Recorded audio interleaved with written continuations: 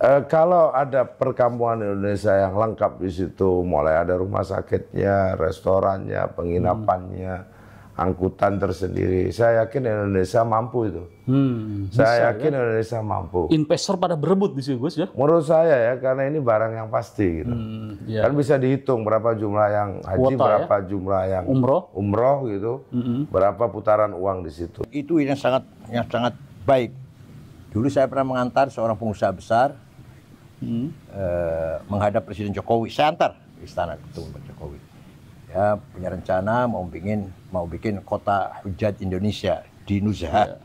Dan di situ ada semuanya dilengkapi lah dengan segala sarana. Kita bisa terhormat kan? Iya betul. Indonesia punya Madinatul Hujjat sendiri. Iya. Namun sekali lagi itu regulasinya ada di Arab Saudi. Dan tentu kita sebagai negara sahabat, saya pikir Arab Saudi juga tidak keberatan ya, karena ini menyangkut keamanan dan keselamatan warga Indonesia yang sedang beribadah. Perkampungan haji itu tentu sangat menguntungkan buat Indonesia dan buat masyarakat Indonesia. Tapi masalahnya menguntungkan nggak buat Arab Saudi itu dulu. Sehingga di situ perlu seni untuk nego. Nego dalam konteks diplomasi. Assalamualaikum warahmatullahi wabarakatuh. Pemirsa pada Suat TV, bersama saya Sukmares, kembali kita menginformasikan seputar informasi haji.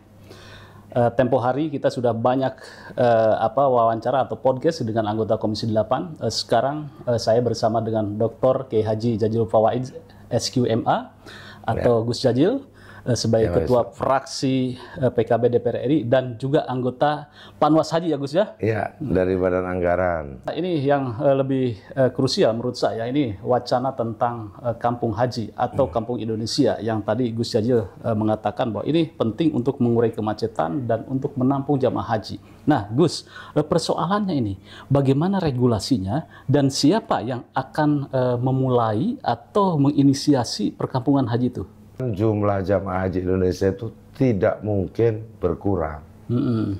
Jamaah haji Indonesia itu akan terus bertambah, artinya akan semakin panjang antrian. Itu dulu kuncinya supaya masyarakat Indonesia terlayani. Bagaimana melayani secara cepat, tidak ngantri 40 tahun. Nah, ada semacam usulan dari pemerintah begitu, supaya ada pemukiman khusus haji. Oh iya. Setelah betul, ada badan haji, ada pemukiman haji Indonesia. Karena selama ini dianggap jamaah haji Indonesia ini tempatnya jauh. Iya. Selain jauh, transportasinya kemudian juga lama. Nah kalau ada pemukiman tersentral, itu transportasi juga bisa tersentral. Jadi ketika jamaah lalu lintas dari Masjidil Haram menuju pemukiman atau ke tempat-tempat haji itu lebih terkoordinir secara baik. Nah, namun ide ini mestinya bisa dilaksanakan, tapi sampai hari ini belum, karena ini menyangkut mungkin izin dari Kerajaan Arab Saudi. Nah, ya, perkampungan haji itu tentu sangat menguntungkan buat Indonesia dan buat masyarakat Indonesia. Tapi masalahnya menguntungkan nggak buat Arab Saudi itu dulu. Sehingga di situ perlu seni untuk nego. Nego dalam konteks diplomasi, sehingga sama-sama nyaman. Gitu. Iya. Nah, kalau ada perkampungan Indonesia yang lengkap di situ, mulai ada rumah sakitnya, restorannya, penginapannya, angkutan tersendiri, saya yakin Indonesia mampu itu. Saya yakin Indonesia mampu. Investor pada berebut di situ Gus ya? Menurut saya ya, karena ini barang yang pasti gitu. Kan bisa dihitung berapa jumlah yang haji, Kuota, berapa jumlah yang umroh gitu, berapa putaran uang di situ. Namun sekali lagi itu regulasinya ada di Arab Saudi. Dan tentu kita sebagai negara sahabat, saya pikir Arab Saudi juga tidak keberatan ya, karena ini menyangkut keamanan dan keselamatan warga Indonesia yang sedang beribadah. Nah, kira-kira nanti sekarang ada BPH. BPH itu kan badan. Nah, nanti penyelenggaranya Badan Penyelenggara Haji. Nanti baru sebatas badan. Nanti untuk negosiasi itu jitu-jitu siapa itu, Gus? Kalau saya pribadi makin tidak optimis itu. Kalau kita mestinya jadi Kementerian Haji. Oh, jadi BPH itu jadi Kementerian Haji, betul ya? Ya, kalau menurut saya begitu. Kalau kita mau lebih tegak dalam diplomasi gitu. Ya, kalau bagaimana badan kemudian mau berdiplomasi untuk kepentingan membuat pemukiman di sana. Sementara di Arab Saudi itu tidak ada badan haji. Adanya yang Kementerian ada Haji. Kementerian Haji gitu. Nah, Kementerian Haji selama ini mitranya dengan Kementerian Agama.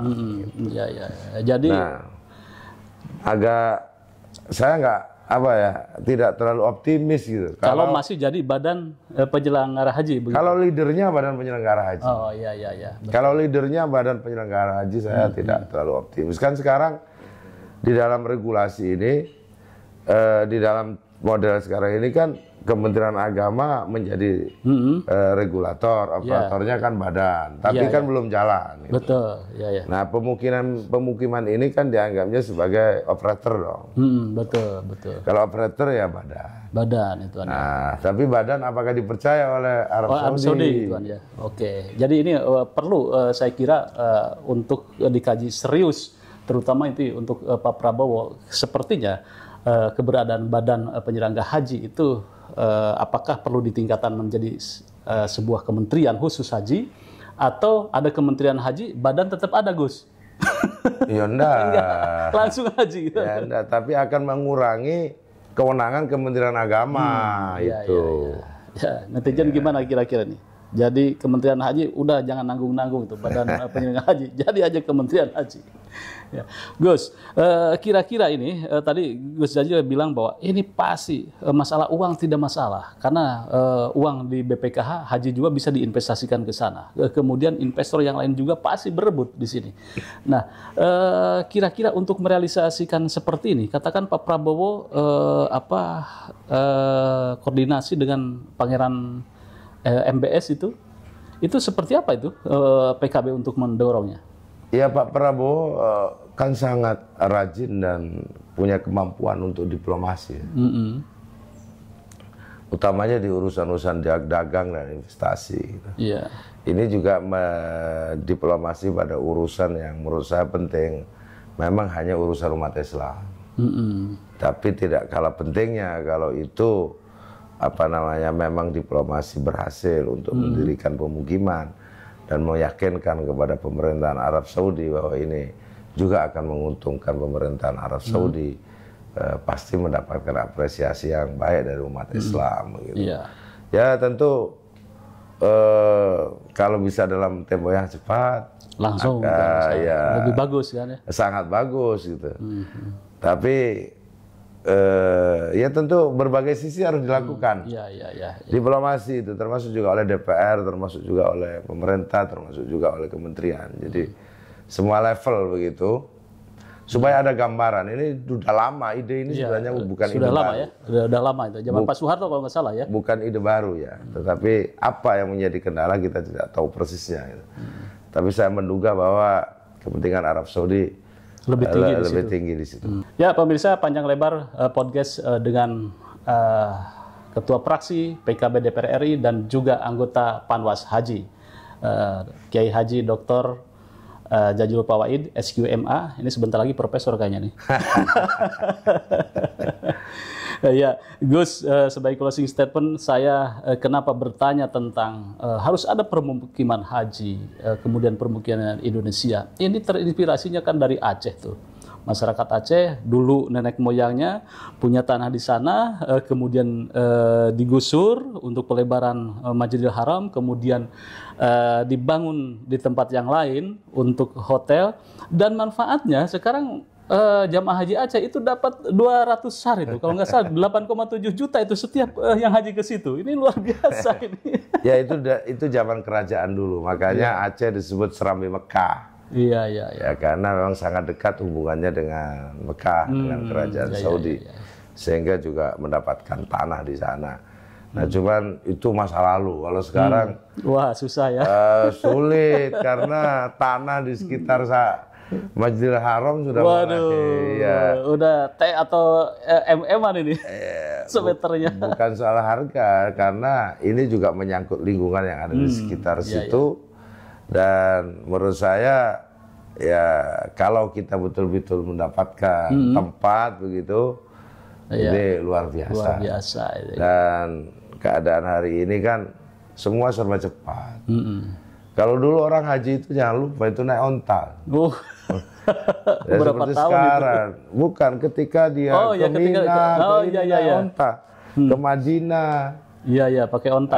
Iya kan belum ada kereta. Kalau sekarang ada kereta cepat mau Jamarot naik kereta bisa. Iya. Kalau yang itu misalkan dari rombongan ya. Gitu. Jadi intinya memang Indonesia hari ini harus berpikir keras, memiliki pemukiman di sana. Bagaimana caranya? Iya. Oh, dulu Aceh bisa kan gitu. Betul, iya. Masa hari ini nggak bisa? Nggak bisa. Gitu. Ya, pastinya bisa lah. Pasti bisa. Kalau didorong oleh semua instrumen politik yang ada atau ekosistem yang ada.